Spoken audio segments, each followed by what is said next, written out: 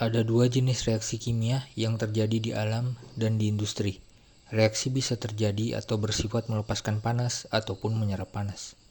Reaksi yang melepas panas sering disebut reaksi eksotermik, sedangkan reaksi yang menyerap panas disebut reaksi endotermik.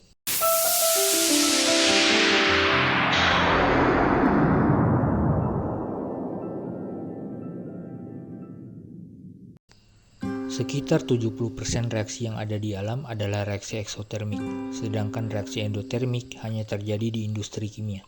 Jumlah reaksi endotermik pun terbilang sedikit.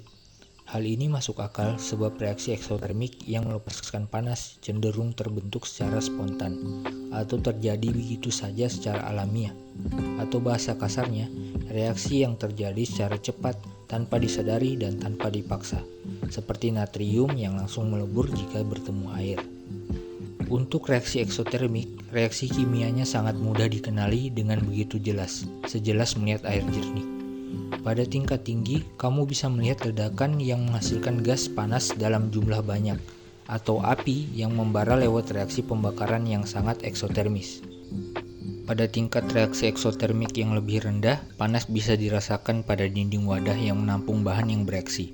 Oleh karena menghasilkan panas, maka total perubahan entalpi yang dimiliki bernilai negatif, karena sifat panas yang mengalir ke tingkat energi yang lebih rendah, atau terbuang ke lingkungan, sehingga nilainya menjadi negatif. Sementara itu, reaksi endotermik sering dipakai dalam berbagai pengolahan produk dalam industri, seperti pada pembentukan nitrogen monoksida dan juga sintesis bahan bakar syngas dari batu bara. Reaksi-reaksi itu membutuhkan panas agar bisa membentuk produk. Bahkan, sintesis syngas yang terjadi secara bertahap membutuhkan suhu yang sangat tinggi, hingga 900 derajat Celcius. Sedangkan pembentukan salah satu polutan dari ruang bakar mesin, seperti nitrogen monoksida ini, hanya bisa terjadi pada suhu 1200 derajat Celcius. Dan pada dasarnya, jenis reaksi yang menyerap panas sangat jarang bersumber dari sintesis dua senyawa, melainkan biasanya berasal dari peleraian atau dekomposisi dari satu senyawa atau dua senyawa. Karena hanya itulah contoh reaksi kimia yang tidak menghasilkan panas sama sekali. Sebab pada hakikatnya, panas hanya bisa tercipta dari suatu reaksi hanya bila produk hasil reaksi membentuk ikatan molekul yang lebih kuat daripada reaktan pembentuknya. Menurut teori kuantum, ikatan kimia lemah seperti ikatan kovalen yang lebih lemah daripada ikatan ionik.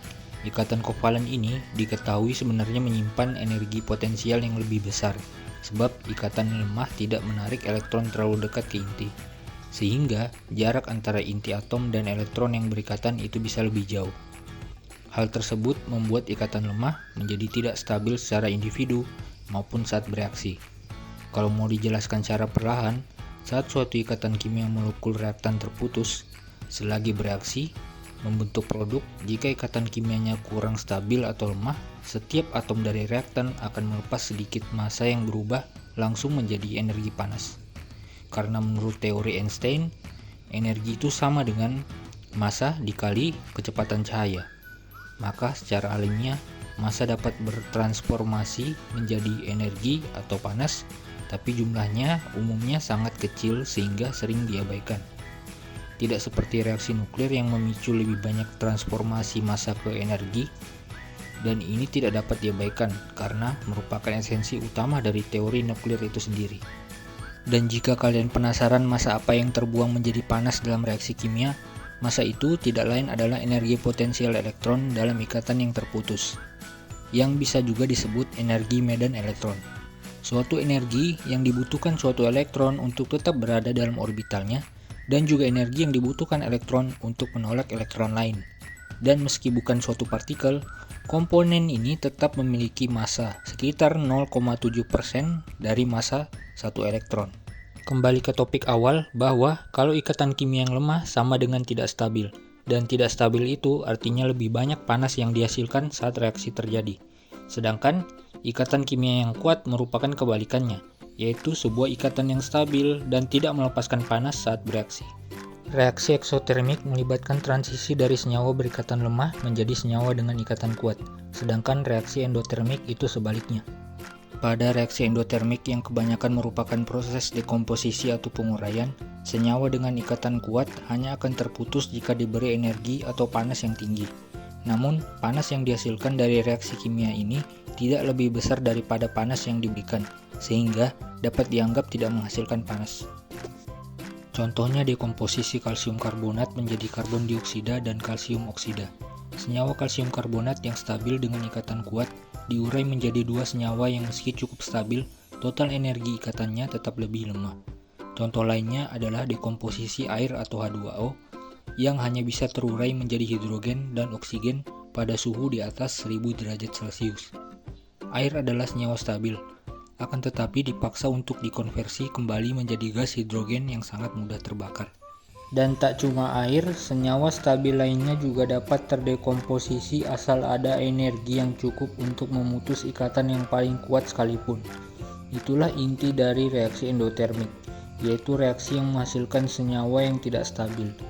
Inilah yang menjadi alasan reaksi endotermik sangat jarang terjadi di alam, karena semua unsur selalu berusaha bergerak menuju kestabilan di lingkungan manapun. Sekarang berbicara soal reaksi eksotermik, tentu saja reaksi eksotermik ini selalu menghasilkan produk yang lebih stabil daripada reaktannya. Sebab reaksi ini selalu membentuk ikatan kimia yang kuat dibarengi melepaskan panas. Kebanyakan reaksi sintesis antara dua atau lebih reaktan biasanya bersifat eksotermik, baik yang bereaksi secara spontan atau tidak spontan. Satu-satunya reaksi dekomposisi yang terjadi secara eksotermik adalah reaksi kimia dari bom yang meledak. Senyawa kompleks seperti nitrogliserin dan TNT yang terkenal sebagai bahan peledak selalu menghasilkan banyak molekul gas panas ketika terurai, dan itu sangat eksotermis, dan dapat dilihat dalam persamaan reaksi berikut. Nah, kita sudah tahu perbedaan mendasar dari reaksi eksotermik dan reaksi endotermik, yang mana yang menghasilkan senyawa stabil dan yang mana menghasilkan panas. Setelah Anda mempelajari hal tersebut, maka sekarang kita mulai mengulik hal yang lebih dalam. Kita tahu dua reaksi itu sangat mudah dibedakan dan telah dikenal selama berabad-abad. Tapi jika kita melihat kondisi dan praktik yang sebenarnya terjadi, maka bakal nampak bahwa baik reaksi yang bersifat eksotermik dan endotermik tidak bisa terlalu dibedakan apalagi dipisahkan. Sebab reaksi-reaksi itu ternyata diselimuti oleh aturan yang sama. Sekarang tiba saatnya membahas tentang reaksi yang spontan dan reaksi yang tidak spontan. Reaksi yang spontan berarti terjadi seketika dan langsung tanpa pengaruh dari luar. Contohnya semudah reaksi yang netralisasi, yakni pembentukan garam antara asam dan basa. Tentu ada parameter khusus yang menentukan kespontanan reaksi, yaitu kebutuhan energi aktivasi. Energi aktivasi yang dimaksud adalah energi yang dibutuhkan untuk memulai suatu reaksi, biasanya untuk memutus ikatan reaktan. Ambil contoh sintesis amonia dari nitrogen dan hidrogen. Banyak orang mengira kalau reaksi pembentukan amonia merupakan contoh sempurna dari reaksi kimia yang bersifat endotermik di industri. Padahal sebenarnya bukan reaksi endotermik. Alasannya simpel, yaitu karena hidrogen dan nitrogen tidak bisa bereaksi dengan sendirinya. Hal ini sama dengan fakta bahwa meskipun gas hidrogen sangatlah mudah terbakar, dia tak akan terbakar secara langsung di udara yang kaya oksigen, tanpa dipicu oleh api atau kenaikan panas ruangan. Untuk sintesis amonia itu sendiri, panas yang dibutuhkan untuk memulai reaksi terbilang cukup tinggi, sehingga makin banyak yang salah mengira kalau reaksi ini benar-benar endotermik.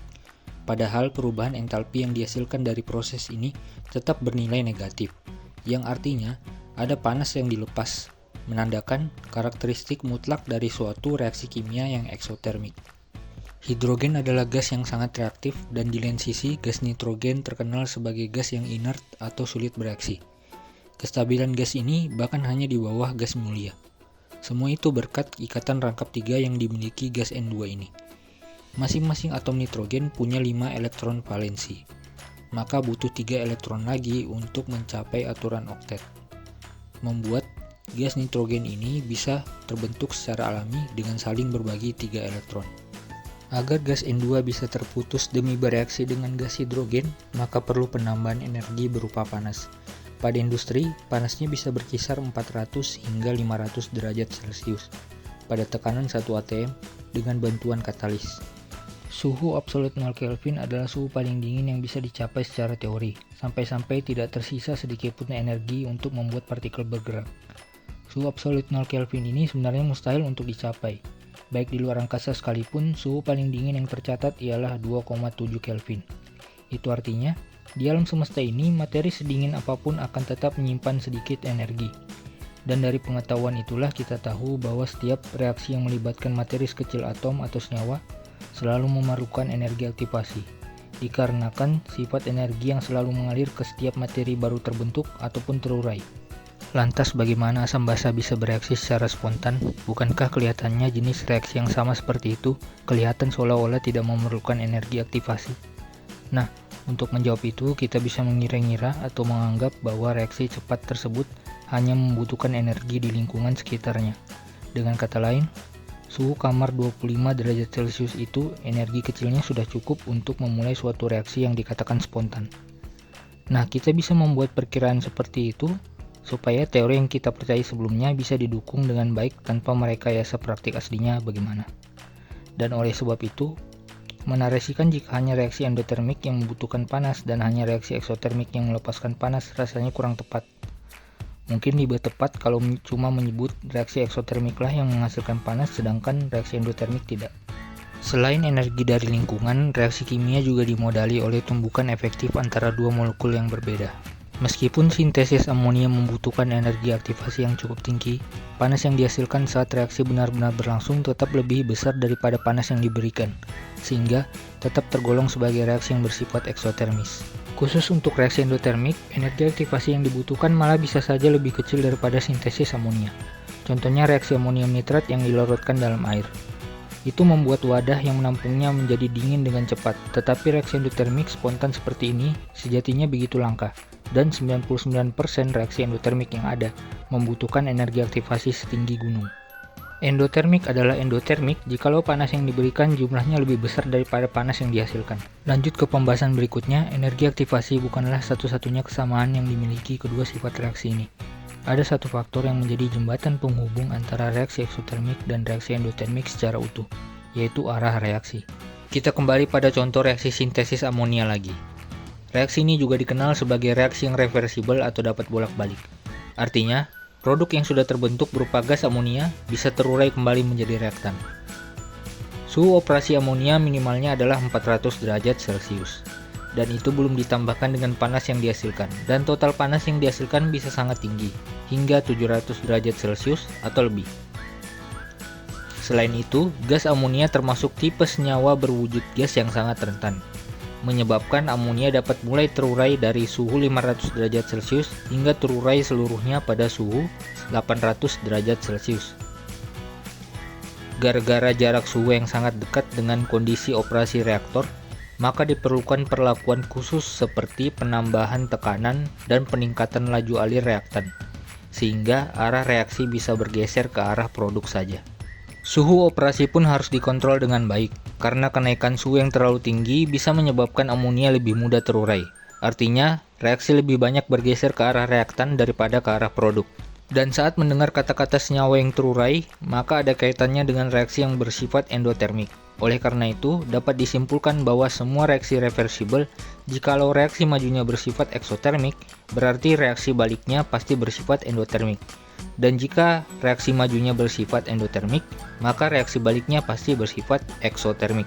Akan tetapi, reaksi reversibel yang dimulai dengan reaksi maju bersifat endotermik tidak terjadi secara umum, sebab suhu operasi reaksi endotermik terlalu tinggi dan itu mencegah dua produk reaksi melakukan sintesis, yang hanya mampu terjadi pada suhu yang lebih rendah. Contoh penerapan sempurna yang memperlihatkan hubungan antara reaksi eksotermik dan endotermik juga ada pada reaksi dua reaktan dua produk. Sebuah reaksi paling penting dari pembentukan syngas, yakni reaksi endotermik antara cair dan uap air yang menghasilkan gas karbon monoksida dan gas hidrogen. Dua gas itu sama-sama merupakan komponen utama dari syngas itu sendiri. Apabila gas hidrogen dan gas karbon monoksida direaksikan secara terpisah di luar proses gasifikasi, maka produk yang dihasilkan adalah kebalikan dari proses di atas, dan sifat reaksinya juga akan berkebalikan. Dan kini habis sudah pembahasan kita pada video kali ini. Jangan lupa like video ini kalau kamu suka dan juga subscribe channel ini. Terima kasih dan sampai jumpa lagi.